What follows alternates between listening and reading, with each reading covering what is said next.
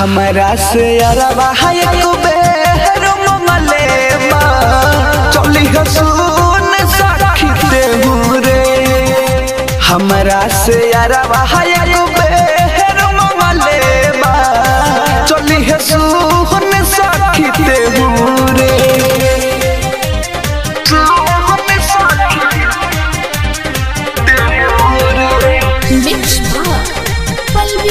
Studio मठिया मोड़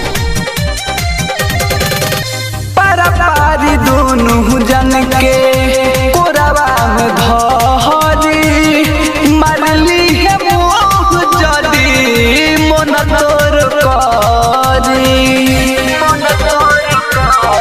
अरे सुनना पारी दोनों जन के कोरवा में धरी मारली है मोह जदी मन तोर करी।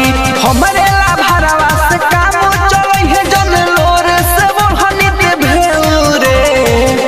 हमरा से अरबा एक बेर मंगले चली है सुन सखी देहू रे। हमरा से अरबा एक बेर मंगले चली है सुन सखी देहू रे।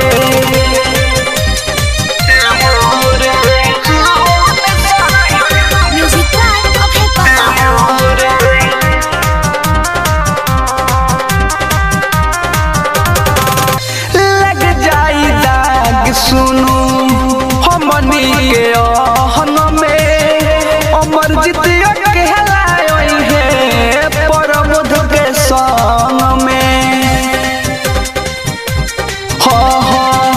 लग जाई दाग सुनू हमनी के अहन में अमर जितिया कहलाई है परमध के संग में। मिली सुकुन सुनू